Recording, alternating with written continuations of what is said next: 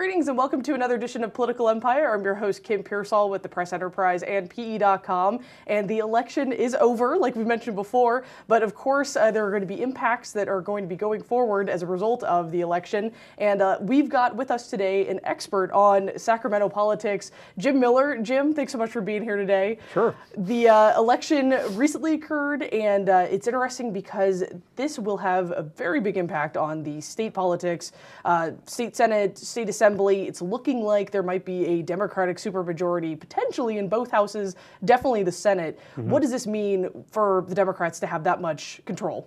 Right. I mean, going into Tuesday's election, everybody figured that the Senate, was a pretty good shot for the Democrats. But then election night, there were a couple races, different assembly districts where Democrats did a lot better than people had expected, and there are some outstanding ballots that are being counted, and some pretty couple close races, one over in Orange County. But as of now, the Democrats in the Assembly are on pace to get 54 seats.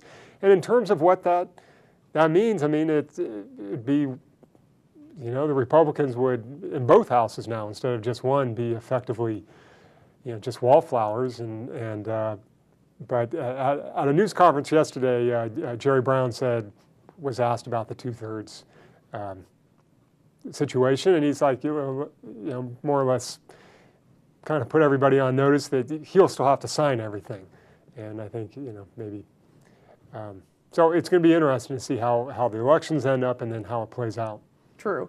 Well, and curious because I heard someone make a comment today that, hey, this doesn't give the Democrats a free ride per se, because this puts a lot of pressure on them to be effective in what they're doing as lawmakers, that if something goes wrong, the electorate is going to look at that and say, hey, you're all Democrats. Well, exactly. Yeah, that's exactly right. And the other thing I think that sometimes gets overlooked is, there's a lot of different breeds of Democrats out there, and the different caucuses, there's a lot of competing interests. They're from different parts of the state, and there are going to be situations where they are not all on the same page, and they won't be able to get to two-thirds just for that reason. The other interesting thing is, this is going to take a while to play out, because you have a few races on Tuesday are going to take senators away.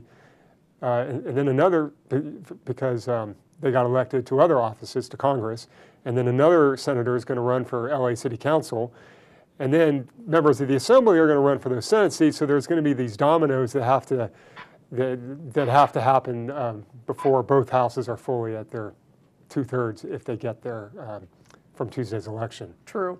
Well, Jim, thanks so much for being here today to tell us a little bit about the supermajority, and thank you for watching another edition of Political Empire. We'll see you tomorrow.